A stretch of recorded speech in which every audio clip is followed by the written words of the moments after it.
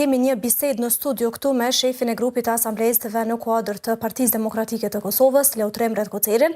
Do të flasim në lidhje me raportin e auditimet normalisht, po ashtu edhe me gjendjen me mbeturina dhe për zgjedhjet lokale, pasi që tani më është caktuar edhe data se kur do të mbahen zgjedhjet lokale këtu në kryeqytet, mirëpo edhe në të gjitha komunat e Kosovës.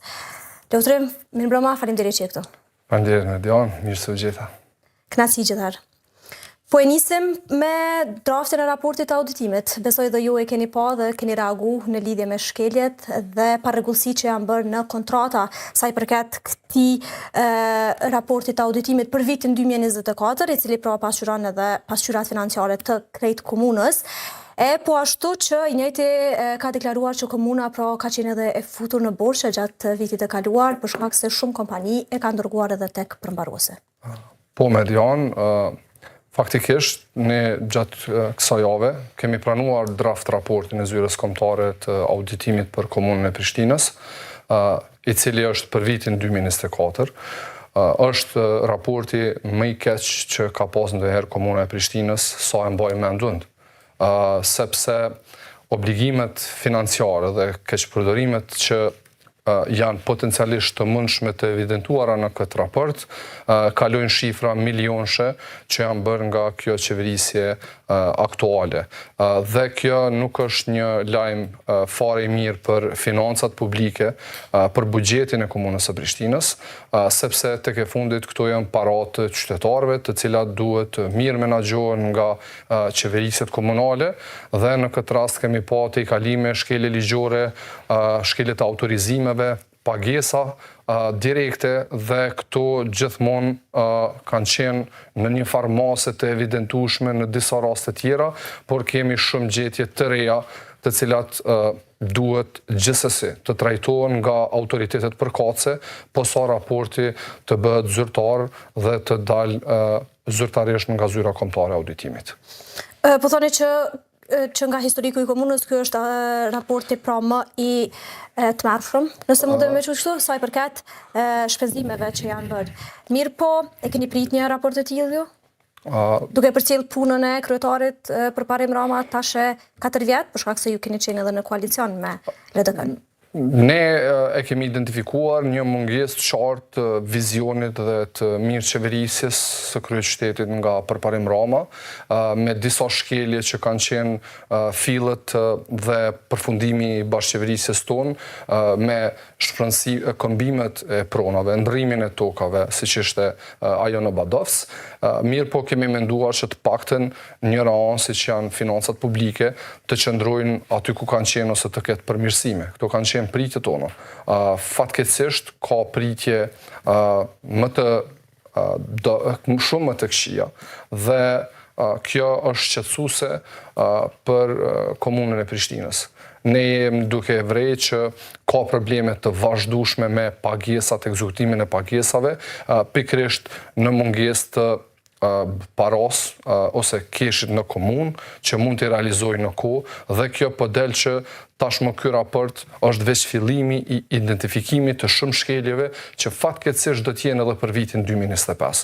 Nuk janë vetëm ato të vitit 2024, sepse ato kanë qenë pothuajse një vit më herët, dhe tash edhe për vitin 2025 raporti nuk mund të ketë përmirësime, por mund të ketë vetëm degradim, për shkak se ka pas kontrata të negociume me operator, duke shkel procedurën ligjore, ka pas paradhënie, ka pas subvencione pa respektuar fare rregulloren dhe pa respektuar fare vendimit e kuvendit të kryeqytetit, duke mos qenë fare në buxhet dhe në kode buxhetore, dhe këto janë jashtëzakonisht shqetësuese. Dhe kemi edhe shumë lëndë që janë dërguar në përmbarim, dhe përmbaruesit tashmë më shumë se 1,1 milion euro i kanë marrë nga taksat e përmbarimit, që i bie që vlera monetare për çka këta përmbarues kanë marrë para janë shumë herë më të larta.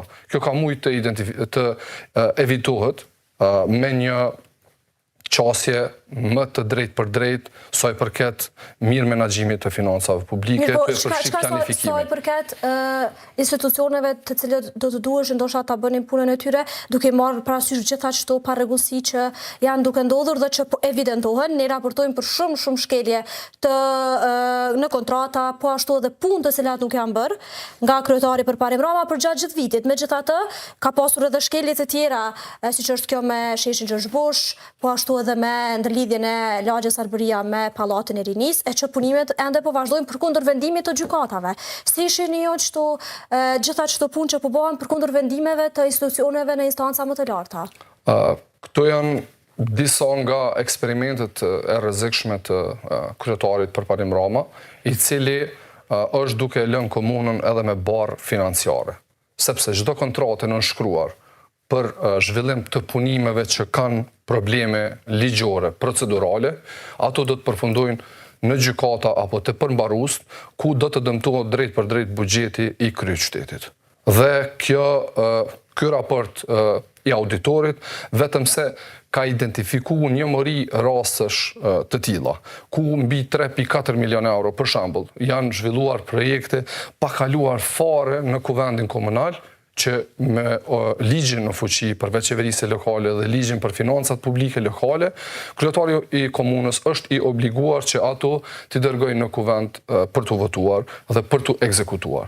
Dhe në këto raste, kur kryetari i komunës në shumë kontrata me operator për realizimin e punimeve, atëherë i bie që ajo kontratë do të ekzekutohet nga përmbarues.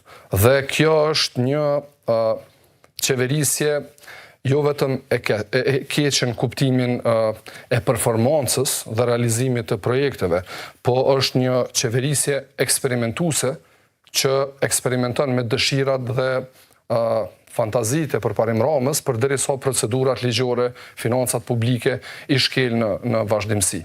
Dhe kjo është shqetësuese.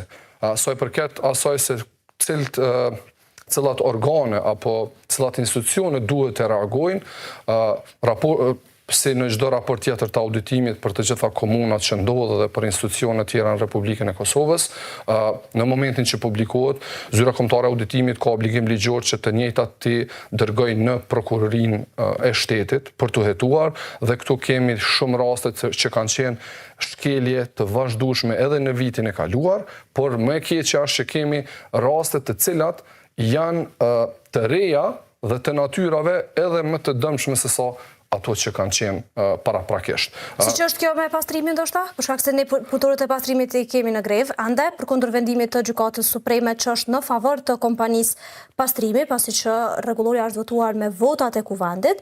Megjithatë, kompania pastrimi ende nuk është duke operuar. E krejt kjo për shkak se po pret që komuna me i rikthyer parat tek pastrimi ashtu siç dashur të jetë. Megjithatë, raporti i auditimit thotë që ka pasur edhe shkelje edhe në kontratën me Alcoimpex që e kam për vitin e kaluar. E kemi ngritur publikisht edhe këtë çështje.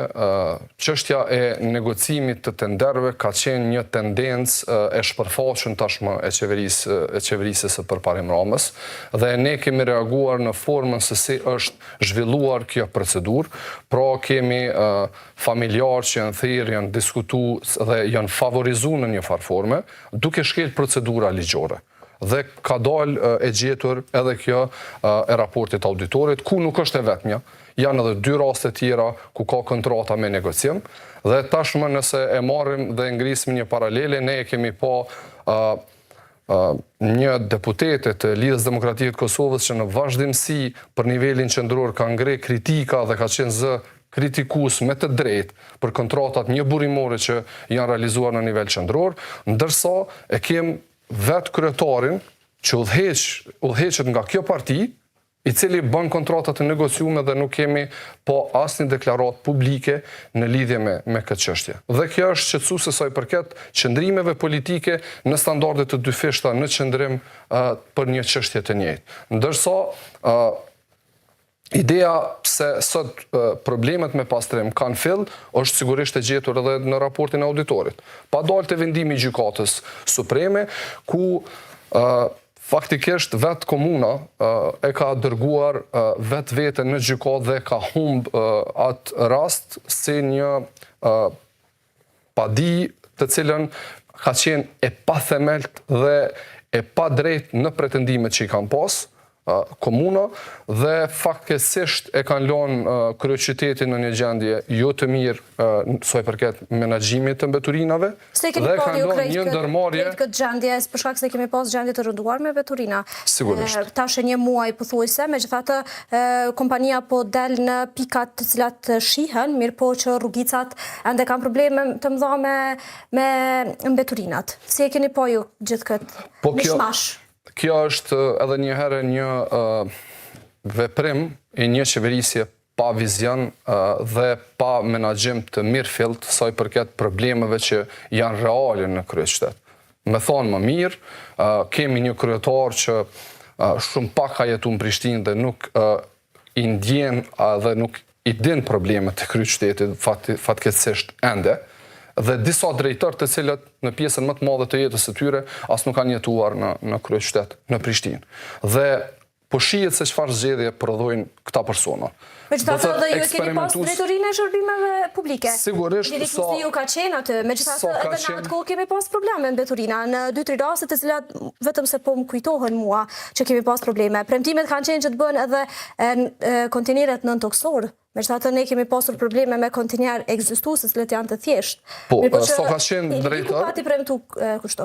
Po, sa ka qenë ne sigurisht e thash edhe në fillim, kemi qenë në një bashkëqeverisje afërsisht një vit e gjysmë dhe kemi dalë nga e qeverisje kur e kemi pa që rruga është duke devijuar nga interesi në shërbim të interesit publik në interes të shërbimeve të caktuara private klienteliste. Dhe në këtë situatë, sa ka qenë drejtor i shërbimeve publike, Iliriku ka pas vlerësimet jashtëzakonshme në angazhimin dhe në punën që e ka bë në drejtim të zgjidhjes së kësaj situate. Dhe unë po rikujtoj, janë 3 nisma të cilat kanë qenë të mira që i kanë shërby edhe kësaj situate se ka mund të jetë edhe më e rënduar.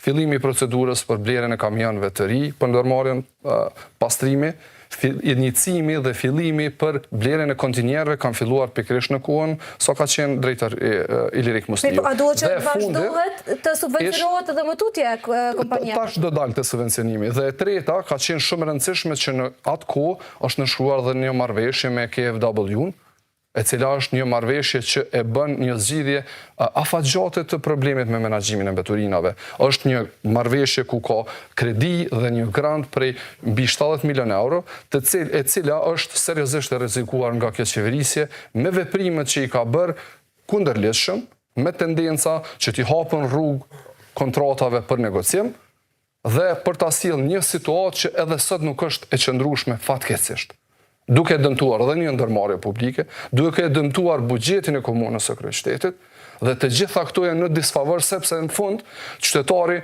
nuk po e merr shërbimin më të mirë se sa që është premtuar dhe është thënë se do ta marr. Dhe ky është problemi kryesor. Sa i përket subvencionimit. Subvencionimi për paga ka qenë një nga pikat ku edhe ne si Partia Demokratike e Kosovës në kuvend e kemi refuzuar dhe nuk kemi votuar.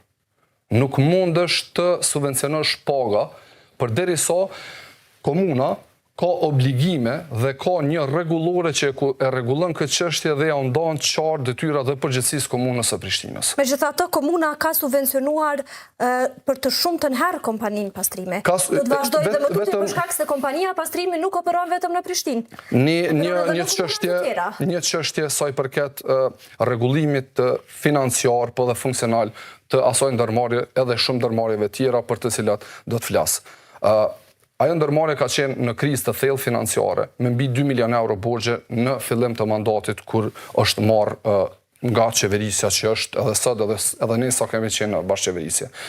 Tendenca nuk kanë qenë për zgjedhje të përhershme të problemit. Shumica subvencioneve kanë qenë subvencione që nuk e kanë realizuar obligimet nga qeverisjet paraprake.